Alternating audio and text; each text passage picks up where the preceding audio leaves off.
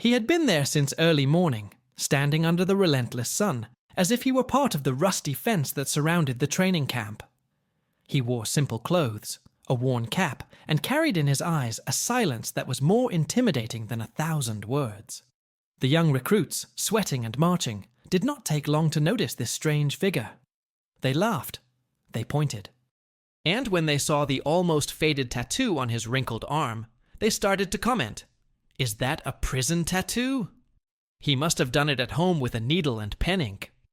But that mark, faded by time, had a story that none of them were ready to hear. A story burned into the skin with a hot iron, and memories that cannot be put into words. The old man did not react. He just watched, like someone who had seen hell up close and returned. What they did not know is that they were in the presence of someone who had survived the impossible. And what happens next changes everything. The sun continued to beat down on the dirt field, and the instructor's shouts mixed with the recruits' laughter. But there, standing like a statue forgotten by time, that old man was the only one who didn't move. The worn boots stuck in the ground, the shoulders hunched by stories that were never told, and that tattoo. A symbol of something that no one there seemed to understand. One of the younger ones walked by and shouted out loud, "Is that from a bingo club?" Another added, "Or is it the mark of someone who fled from combat?" The old man took a deep breath. His fingers, calloused and dry, lightly touched his forearm, as if he could feel the heat of the iron there, still alive. In his head, the sound was not of laughter, but of explosions, screams, friends dying, suffocated by the smoke, the smell of gunpowder mixed with blood. On the skin, that tattoo told all of this. But no one listened. And maybe you who are listening to this story now have also been judged by your appearance, by the marks of time, by the silent choices you make. You have felt that knot in your chest that comes when people mock your pain without knowing what you have faced. If any part of this story touches something you have experienced or felt, comment below. Tell me. Your voice matters. And if you feel that stories like this cannot be forgotten, stories of courage, memory, and sacrifice, please leave a like. This will help this video reach more people who need to remember that not every hero wears a clean uniform. Subscribe to the channel too. Here, we relive the stories that the world left behind. Because what happens to this old man in the next few minutes? You need to see it with your own eyes. The ground vibrated with the shouts of the instructors and the thud of boots hitting in sync. The young people remained firm, or at least pretended to be, but their focus was no longer on exercise. It was the old man standing next to the fence, with his arms crossed and his gaze fixed. His presence was disturbing. It irritated. It awakened something that even they couldn't name. Perhaps it was the contrast between the arrogance of youth and the disconcerting silence of someone who had seen it all. "Hey, Grandpa! Do you need help crossing the street?" one of the recruits shouted, laughing.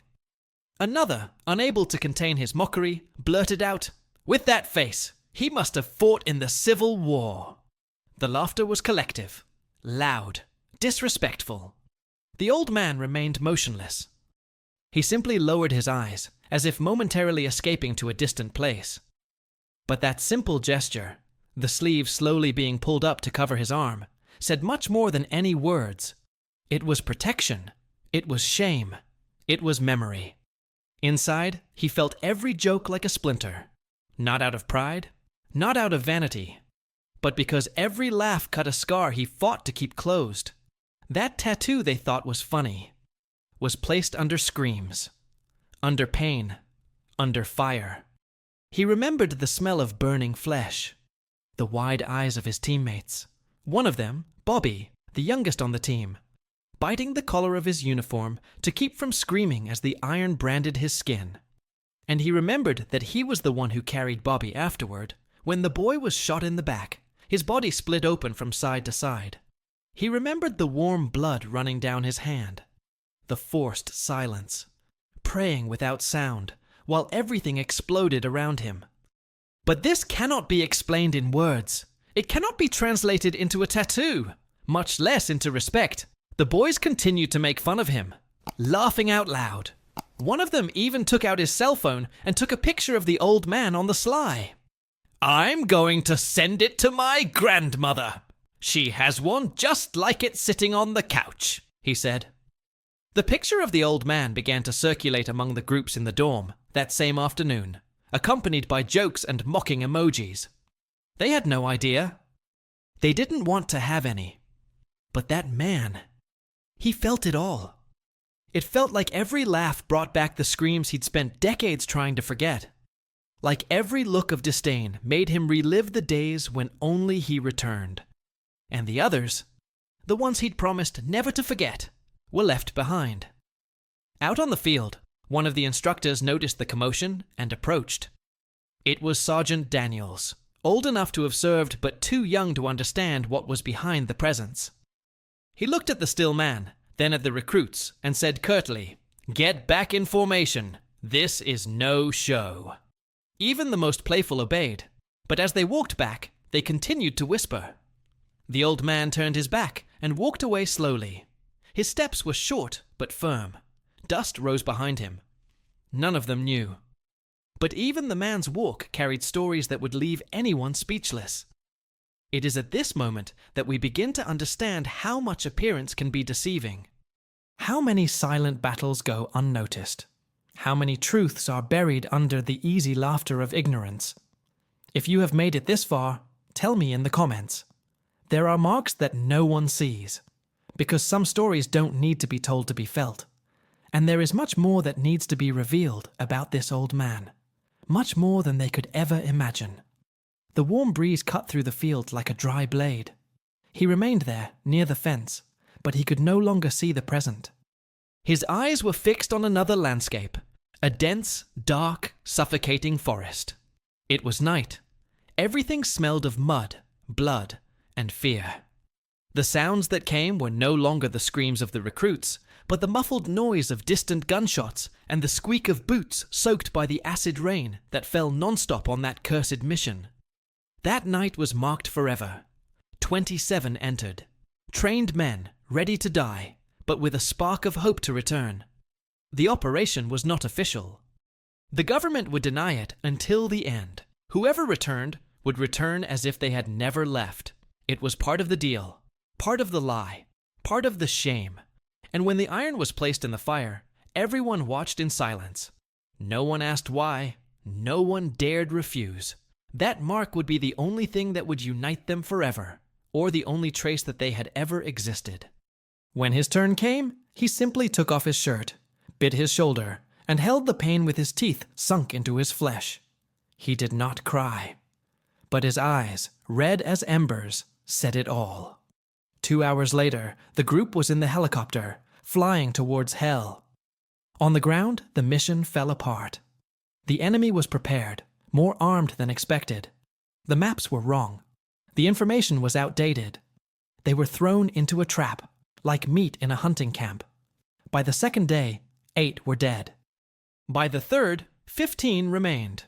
By the end of the week, there were only 4, hiding in a hastily dug foxhole, surrounded by gunfire, hunger, and mud. One of them died right there, unable to say his mother's name. And it was there, crawling through bodies and shrapnel, that he made the decision that changed everything. Either they would get out of there together, or they would die together. Tying the arms of the 2 wounded men with improvised belts, he placed one on each shoulder and walked. 12 hours, 14 kilometers. Blood in his eyes, deep cuts on his legs, a dislocated shoulder. With each step, he heard the groans of his companions, and, more than once, he thought about stopping, about lying down right there and letting the world fade away. But something inside him wouldn't let him. It wasn't patriotism. It wasn't glory. It was loyalty. It was promise. It was love for those who had fought alongside him and would never be remembered. When the helicopter finally landed and the door opened, the soldiers who met him were shocked. A man covered in mud, wounded to the core, with 2 bodies hanging over him. Alive but barely alive. No one understood how he had done it. And he never explained. He just asked them to take care of them and left. On the way home, there was no parade. There were no medals. The mission didn't exist, remember? He was registered as a volunteer in an unidentified external action and then discharged due to psychological problems. Inability to adapt to civilian life, they said. And so, the hero became a statistic. In the following years, he tried to work, tried to forget. But each louder horn made his chest heave. Every whiff of fuel brought the taste of blood back to his mouth. In supermarkets, the sound of the freezer revived the bombs. On the bus, someone's hand on his shoulder made him cringe as if he were going to die again. His mind didn't come back in one piece. The body, yes. But the rest was scattered around. So when the recruits laughed, he didn't react. It wasn't pride, it was exhaustion. He had fought too hard to prove who he was. And deep down, he knew. Most people only see what they want to see. The tattoo, which was once a silent honor, has become a source of mockery. A misunderstood scar in a world too hasty to ask questions. But something was about to happen. Something that even he didn't expect. And as much as time had hardened his emotions, a small part of him still wanted to believe that justice could be served, even if it was late. Write in the comments.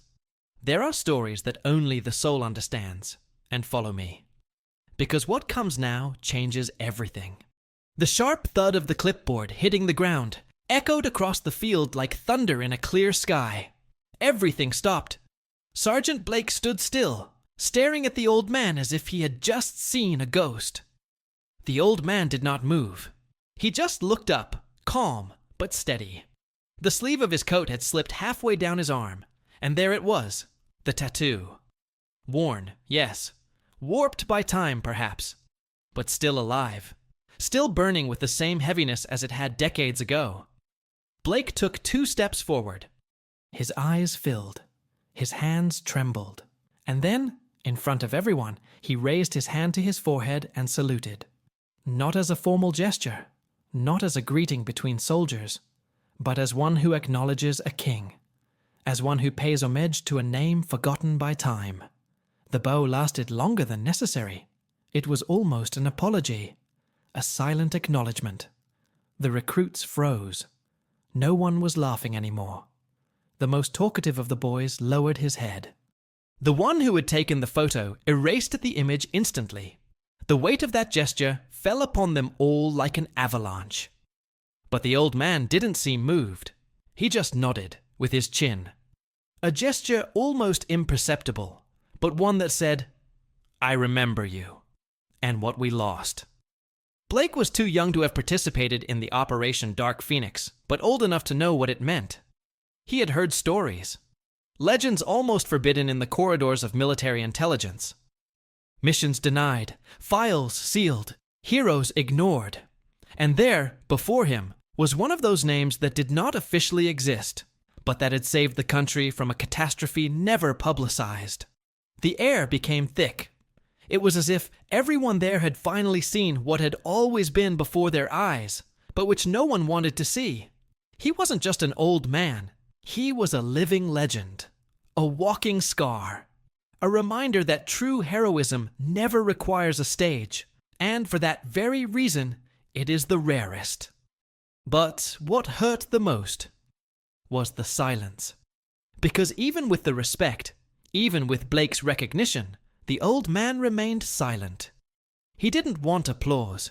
He didn't want that moment to turn into a ceremony. He didn't need it. Because the pain he carried couldn't be put into words, and the names he never forgot weren't there to applaud with him. Those seconds of silence revealed more than any speech could. Every recruit there knew, deep down, that they would never have the courage to do what that man did, and that, even though he survived, he paid a price that none of them would be able to bear. Blake composed himself, picked up the clipboard from the floor, discreetly wiped away a tear that was stubbornly falling, and turned to the recruits. There was no more shouting. There was no scolding. Just one question, asked in a low voice, but full of impact. "Do you have any idea what this tattoo is?" The group remained silent. One of them stammered, "Jail, sir." Blake closed his eyes for a second. He took a deep breath, and then he said, "She was branded by the soldiers of the Operation Dark Phoenix suicide mission. Whoever received this mark already knew that they might not return." He paused. His voice cracked, but he continued. 27 men went in. Only 3 came back. One of them is here, standing. And you laughed. The ground seemed to disappear beneath the young men's feet. None of them could face the old man now. One of them started crying. Another put his hand to his mouth, as if he wanted to swallow the words he had said before, because at that moment, something broke. Laughter gave way to shame. The mockery turned to admiration, and prejudice turned to silence. But there was more to it than reverence. There was a hidden truth, a backstory that no one had ever dared to tell. Because this man had not only survived a suicide mission, he carried on his back the bodies of those who had not returned. He was the last keeper of memories that no one else remembered. And that was an unbearable burden for a heart that had never been heard. Write it down. Now I understand if this turn of events touched you in any way. Because what happens in the next few moments reveals everything that was hidden until now. The wind that cut through the field that late afternoon was not the same as it had been hours before. Now there was a weight in the air, a kind of dense silence, as if the base itself had stopped to listen. After Sergeant Blake's revelation, none of the recruits seemed to know what to do with their hands, their eyes, their bodies. The youngest of them was shaking. Another was clutching his helmet tightly, as if he wanted to hide the shame inside him. And the old man, he just stared at the ground, as if all of this were just another page in a book he had already read 1,000 times. Blake continued, "This operation, it was denied, forgotten, erased from the records. But for those who came back from it, time never erased anything." His voice broke mid-sentence. He took a step back, as if he needed to move away, or he would break down right there. With every name crossed off the list, every muffled scream on the radio, every body that couldn't be buried, that man was there.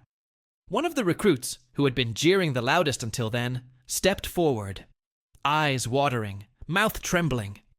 He tried to say something, but could only stammer, "I'm sorry, sir." The old man looked up slowly. He didn't say anything. He didn't even nod. But his gaze was like a mirror. There was no anger, no superiority, just the weight of experience. Just that look that said, "I understand, because I was once you." The shame on that field was almost physical. It could be touched, measured. Because there, before them, was not just a veteran. He was a living memory. A reminder of what the country has forgotten, of what the youth did not hear in schools, of what medals do not count. And the hardest part was knowing that, for years, this man walked through supermarkets, fairs, bus stops. Invisible. Blake turned back to the group. He didn't ask for respect. He never needed it. But you laughed. You pointed. You took pictures. One of the boys, head down, let out a sob. And do you know what he did when that happened? Nothing. Because he's been through worse. Because he survived the part of the war that even the government didn't have the courage to face. And then Blake said something no one expected. His name is not in any museum. But do you know where I saw that name once? He walked over to the old man, took a small notebook from his pocket, and opened it to a yellowed page. A handwritten note taped to the wall of an abandoned warehouse in Fallujah. It says, "If you're reading this, it's because someone like him has passed through here before. Honor the passage." No one moved. No one dared to blink. That man, who until hours before had been the butt of jokes, was now everything those young people wanted to be one day. But there was still more to be revealed. Because that day wouldn't end with just shame. The real impact was yet to happen. Something that would transform, not only the image of that old man, but the mentality of everyone there. Write in the comments, now it all makes sense, if this moment also changed you inside. Because the next scene, no one will forget. His footsteps sounded different now. It wasn't the sound that had changed. They were still drawn out, slow, heavy with time. But what they had been carrying. That silence that had accompanied him for decades seemed lighter, almost respected. Wherever he went, the recruits, the same ones who had mocked him hours before, made way as if they were in front of something sacred. The old man walked straight ahead, without deviating, with his head held high, not out of pride, but out of memory. At each step, a name. At every step, a face. He saw Danny, the team's sniper, who sang old songs to cope with his fear. He saw Morales, who wrote an entire letter to his mother and never got around to sending it. He saw Bishop, the only one who laughed before a mission and cried secretly afterward. They were all there, clear in his mind, as if they were walking alongside him, still waiting for the world to see them. But the world moved on, and he remained. He remained alone in a silent routine, where the coffee grew cold on the empty table, and the neighbors just nodded in pity. None of them knew.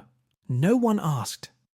Because the hidden truth about war heroes is that most of them die at home, slowly, in oblivion. At the base's exit gate, he paused for a second.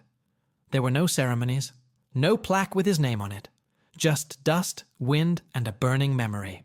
He reached into his pocket and pulled out something small, an old photo, folded so many times that his face could barely be seen. It was them, the 3 survivors, hugging each other on the day they returned from their mission. So young, so hurt, so full of things no one would ever know. The paper trembled in his hand, not because of the wind, but because of his hands that could no longer contain their emotions. It was a reminder of everything he had carried in silence, of how much loyalty costs, and how courage, when real, leaves marks that cannot be erased, not even with time, nor with laughter. Suddenly, hurried footsteps echoed behind him. Blake was approaching, panting, with something in his hand. It was a small box, dark wood, with a hand-engraved symbol. He handed it to the old man with both hands, as if handing over a piece of sacred earth.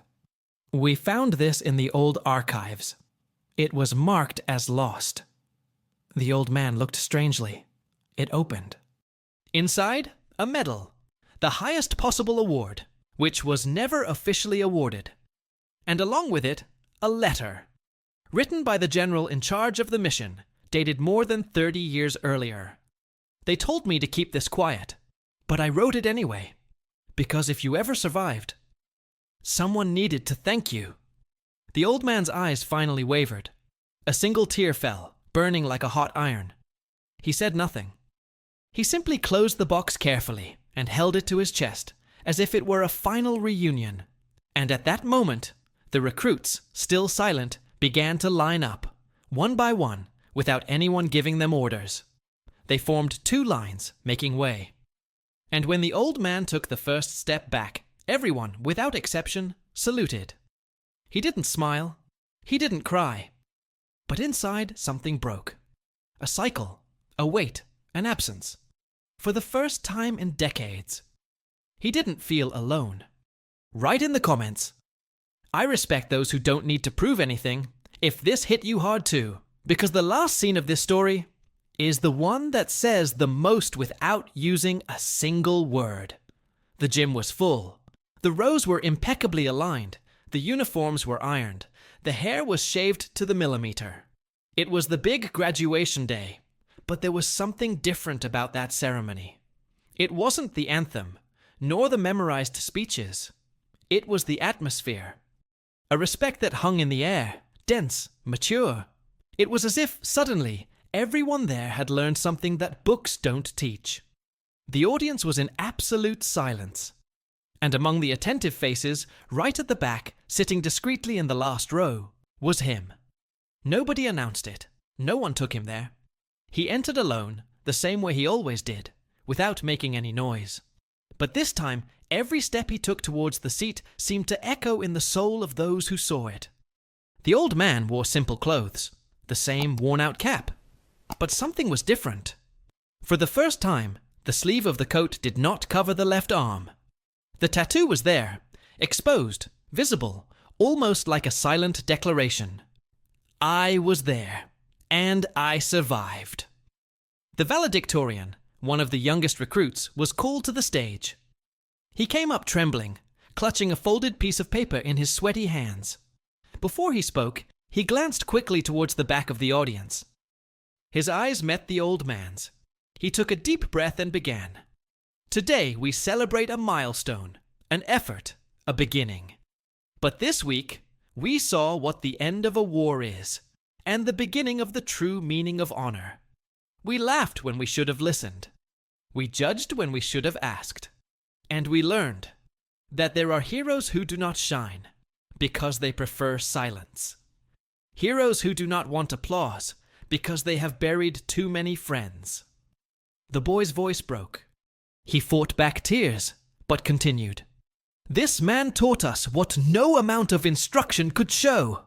That courage is not the shout on the battlefield, but the silence one chooses to carry afterwards. That not every tattoo is art. Sometimes it is testimony. At the end of his sentence, something unexpected happened. One by one, all the newly graduated soldiers stood up. And as one, they turned to the back of the gym, where the old man was still sitting. Applause? No, not a sound. Just firm posture, chin up, arms glued to the body. Everyone stood at attention, with their eyes fixed on him. Not out of order, not out of rehearsal, but out of gratitude. The old man hesitated for a second. His fingers touched the pocket of his shirt, where he kept the small wooden box. Then he slowly raised his arm, and with his palm facing his chest, he made a single gesture. Simple, humble, but it crossed the entire room like a silent thunder. It was as if to say, I saw you. I heard you. And now I can rest a little. And it was in that moment, in that profound silence, that many understood something that they would carry with them for the rest of their lives. That there are presences that speak louder than any words, and that the true legacy is not in the uniforms. It is in the eyes of those who survived and still chose to teach. But there was one last thing about that ceremony that few noticed. As everyone applauded, after the old man had quietly left the side of the gym, something fell from the seat where he had been sitting. A small, yellowed envelope with the faded symbol of a now disbanded regiment. Inside, a handwritten letter, the handwriting firm despite the aged lines. It began with a simple sentence. If one day someone deserves to continue this mission, they will know when the time is right. Here, comment here. This mission still lives on, if this story also left you speechless. Because this old man's journey is not over yet. If you've made it this far, it's because something in this story really touched you. And maybe, just like those recruits, you saw more than just a faded tattoo. You saw the weight of silence, the value of memory, and the greatness of someone who never had to prove anything to anyone. If this message made sense to you, leave it in the comments. I saw beyond the scar. It will be good to know that there are more people out there who recognize the silent heroes of this world. Take advantage and leave your like too. Not out of obligation, but because it helps keep the mission of telling stories that really matter alive. And if this type of content makes you reflect, moves you, and brings you closer to something bigger, subscribe to the channel. We always bring stories that, in some way, touch you deeply. There is a video here on the side that continues along the same lines. Click and come with me there. There is still a lot that the world needs to remember.